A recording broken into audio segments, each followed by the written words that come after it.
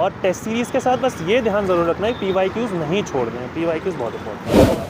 तो NCERTs पढ़ो, बहुत सिंपल लैंग्वेज होती है, आराम से पढ़ो। और पहले NCERTs तो आपको इतने आराम से पढ़ने चाहिए कि आपको टाइम देखना ही नहीं चाहिए, बिकॉज ऑफ फाउंडेशन है। कितने नंबर थे ऐसे में? लास्ट टाइम हाँ 91। इसे लिखने की एक कला तब समझ में आती है जब तो आप कुछ चीज़ें अलग से भी पढ़ो। पहले 2 अटेम्प्ट में मेजरली मेरा प्रीलिम्स की वजह से मैं अटक रहा था। और कैसा इंटरव्यू हुआ सर आपका?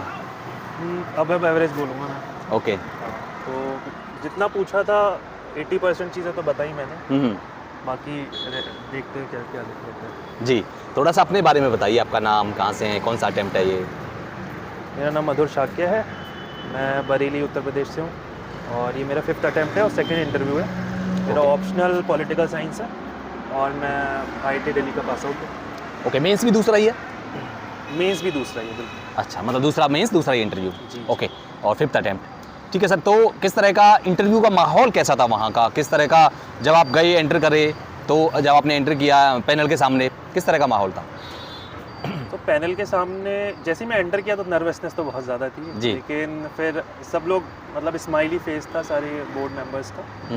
और उन्होंने बैठने के लिए बोला, फिर बैठा मैं। और उसके बाद उन्होंने मेरे होम टाउन से शुरू किया, मेरी सिटी बरेली से। तो बरेली के बारे में तो ठीक ठाक पढ़ा हुआ था मैंने और रहा हूँ, तो उसका आइडिया भी रहता है। तो इसीलिए वो मेरा स्टार्टिंग थोड़ा अच्छा हुआ। उसके बाद फिर वो और करंट अफेयर्स में गए, मेरी हॉबीज़ में गए।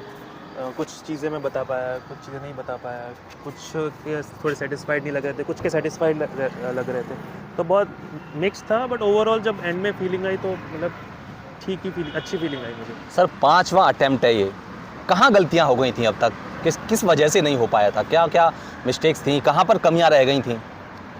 तो पहला अटेम्प्ट तो मैं जॉब कर रहा था तब दिया था जी। तो अभी मुझे लगता है कि मुझे नहीं देना चाहिए था, मेरा अटेम्प्ट वेस्ट हो गया क्योंकि उस समय मैं बिल्कुल प्रिपेयर्ड नहीं था।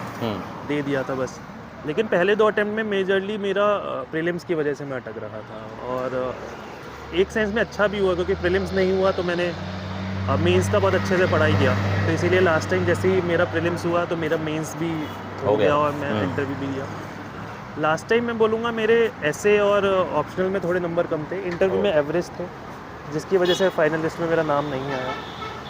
इस बार टाइम तो थोड़ा कम मिला प्रिपरेशन का क्योंकि इंटरव्यू के बाद दोबारा उसमें लग गए, लेकिन होपफुली मे बी थोड़ा सा इम्प्रूवमेंट हुआ है। अब बाकी तो बिकॉज सब्जेक्टिव पेपर है तो कुछ कह नहीं सकते। कितने नंबर थे ऐसे में? लास्ट टाइम हाँ 91। अच्छा अच्छा। तो ऐसे में अनएक्सपेक्टेडली बहुत कम नंबर कम थे। नंबर। मुझे इतना रियलाइजेशन तो लग भी नहीं। लिखे थे, किस वजह से कम नंबर हुए? मतलब कम नंबर कम कैसे मिले थे? प्रैक्टिस मैंने सफिशिएंट की थी ऐसे की, जी। क्योंकि प्रैक्टिस नहीं की होती तो ऐसा लगता कि मे बी नहीं। या फिर वहाँ पर एग्जाम हॉल में गलत डिसीजन रहा ऐसे चूज करने का? मुझे जितना अंदर से फीलिंग लगता है जी। वो मुझे ये लगता है कि ऐसे का जो डिमांड था ना वो कहीं ना कहीं मैंने थोड़ा सा डाइग्रेस कर दिया उससे, एक ऐसे में स्पेशली जो मुझे लगता है। एग्जैक्ट मार्क्स तो किस ऐसे में कितने आया नहीं पता, बट आई थिंक वो थोड़ा डिमांड अगर मैंने ऊपर नीचे कर दी इसकी वजह से वो पूरा ऐसे का जो वो चाह रहा था शायद मैं वो नहीं कर पाया जो पिछली बार हुआ था। तो मुझे ये लगता है अपने इवैल्यूएशन से। किन चीज़ों का ध्यान रखना चाहिए ऐसे के लिए? बच्चों को आप थोड़ा सा गाइड करिए।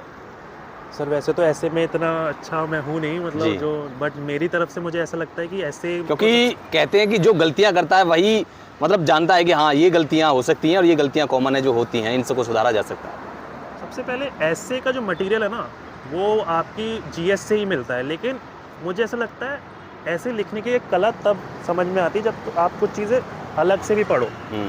मुझे भी सजेशन मिला, मैंने ट्राई भी किया। जैसे नॉर्मली और बुक्स जो हम बोलते हैं कि सिलेबस का पार्ट नहीं है, बट बुक्स से बहुत पर्सपेक्टिव मिलता है। जो भी आप नॉर्मल बुक्स पढ़ रहे हो, आर्टिकल्स पढ़ रहे हो, एडिटोरियल, उससे पर्सपेक्टिव मिलता है कि स्टार्ट कैसे करते हैं स्टोरी लिखना। और स्टार्टिंग अगर आपकी अच्छी होती है मुझे ऐसा लगता है तो वो ऐसे भी अच्छा होता है, जो पढ़ने वाला है वो भी इम्प्रेस्ड हो जाता है। तो सबसे पहले तो आप केवल GS तो पढ़िए ही, वो आपको डेटा देगा और आपको नॉलेज देगा, बट आप पर्सपेक्टिव्स भी जानिए। वो आपको न्यूज़पेपर के आर्टिकल्स और कुछ बुक्स, अगर आपके पास टाइम है तो कुछ बुक्स पढ़िए, उससे वो फ़ायदा मिलता है। और हमेशा ऐसे का टॉपिक ध्यान में रखिए। जब आप ऐसे लिख रहे हो तो भाई आप डाइग्रेस ना कर जाओ बीच में, जो मैंने किया था। तो वो हमेशा देखते रहो कि भाई जो मैं लिख रहा हूँ वो ऐसे के टॉपिक से अलाइंड है नहीं है, बीच बीच में, तो उससे डाइग्रेस नहीं होंगे। तो अब की बार कितने ऐसे लिखे थे? इतने ऐसे 2 ही लिखने होते हैं। नहीं, आपने जो प्रैक्टिस करी थी मॉक में, कितने ऐसे प्रैक्टिस के दौरान कितने लिखे होंगे? इस बार मैंने 4 या 5 एसेज लिखे थे। अच्छा। हाँ, पिछली बार मैंने थ्रू आउट द ईयर लिखे तो ज़्यादा थे, इस बार मैंने प्रीलिम्स के बाद ही 4-5 लिखे थे। क्योंकि टाइम ही तब मिला होगा। टाइम ही तब मिला और बाकी सब्जेक्ट्स भी थे। अपना ऑप्शनल में मुझे और अच्छा करना था क्योंकि ऑप्शनल में स्कोरिंग है, तो 4-5 में लिख पाया। आईआईटी आपका बैकग्राउंड रहा है, आईआईटी से आपने ग्रेजुएशन किया है। क्या आईआईटी से यहाँ यूपीएससी पहुँचना, जो 2 चीज़ें होती है, एक तो आईआईटी से आईआईटी करना, दूसरा यूपीएससी का क्रैक करना, ऑब्वियसली आप इंटरव्यू कर रही हैं, दोनों चीज़ों में कितना फ़र्क रहता है? और ज़्यादातर ये जो धारणा है मार्केट में भी बच्चों के अंदर कि आईआईटी वाले ही क्रैक करते हैं, क्या ऐसा है? सर ऐसा मैं तो नहीं बोलूँगा, क्योंकि मैं बहुत से लोगों को जानता हूँ जो आईआईटी से नहीं है। ये ज़रूर है, आईआईटी के बहुत सारे लोग बैठते हैं तो अल्टीमेटली फाइनल लिस्ट में भी बहुत सारे लोग हो जाते हैं। वही ज़्यादा है, क्या वजह है? आईआईटी वालों के पास क्या दिमाग अलग होता है या कुछ और चीज़ें हैं, या वो और तरीके से पढ़ते हैं? क्या स्ट्रेटजी, क्या उनकी अलग चीज़ें क्या होती हैं? सर आईआईटी में जाने से पहले तो सब नॉन आईआईटीएन ही होते हैं। अल्टीमेटली आईआईटी का टैग लग जाता है, मुझे पर्सनली नहीं लगता। ओके। बस ये जरूर लगता है कि आईआईटी में आप जाते हो, वहाँ का माहौल, वहाँ पर बहुत फायर फाइटिंग, बहुत मेहनत आईआईटी में ही कराते हैं जी। तो फिर वो मेहनत करने की टेंडेंसी शायद बढ़ जाती है, जिसकी वजह से यहाँ पर भी हम मेहनत कर पाते हैं। शायद ये हो सकता है जो मुझे लगता है। ओके। अल्टीमेटली ये जरूर नहीं लगता कि भाई दिमाग ज़्यादा है या कुछ ज़्यादा है, ये जी, तो बिल्कुल, नहीं। बिल्कुल। और मैं फ्यूचर कैंडिडेट से भी बोलूँगा ऐसे तो सोचना ही नहीं चाहिए। जी जी जी। अच्छा, आपने तैयारी घर से ही करी है, कोचिंग ली थी, या फिर कहाँ से दिल्ली आए थे आप तैयारी करने, या आपने उधर बरेली से ही की थी, क्या किया था? मैंने जब तैयारी शुरू करी थी तो कोविड का लॉकडाउन लगा हुआ था। ओके।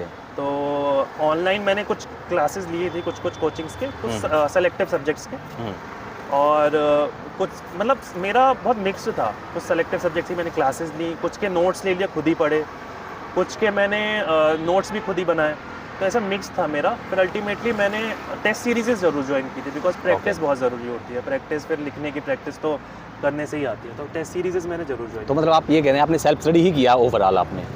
हाँ, सेल्फ स्टडी बोलोगे आप। ठीक है, मैं थोड़ा सा जानना चाहूँगा आपसे कि जो बच्चे सेल्फ स्टडी करना चाहते हैं, ऑब्वियसली सेल्फ स्टडी से ही यूपीएससी क्रैक होता है, तो उनको क्या कहेंगे कि कहाँ से शुरुआत करें? नहीं, आप सिलेबस को उठाइए, एनसीईआरटीज़ पढ़िए, पीवाईक्यूज़ देखिए, क्या करिए शुरुआत में? जो नए बच्चे हैं वो ज़्यादा कन्फ्यूजन होता है उनको, क्योंकि बहुत सारी चीज़ें पढ़नी होती हैं और वो चाहते हैं कि बस हो जाए एक बार में ही, तो कहाँ से शुरुआत करें?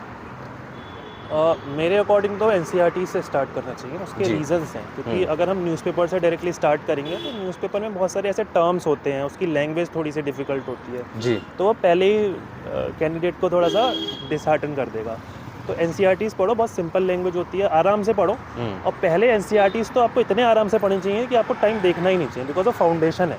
Okay okay. वो आप बार बार नहीं पढ़ोगे, एक बार ही पढ़ पाओगे। तो वो एनसीईआरटीज़ पढ़ो, जो भी अपनी हमारी जो टिपिकल एनसीईआरटीज़ हैं वो पढ़ो। उसके बाद टेक्स्ट बुक्स ले लो।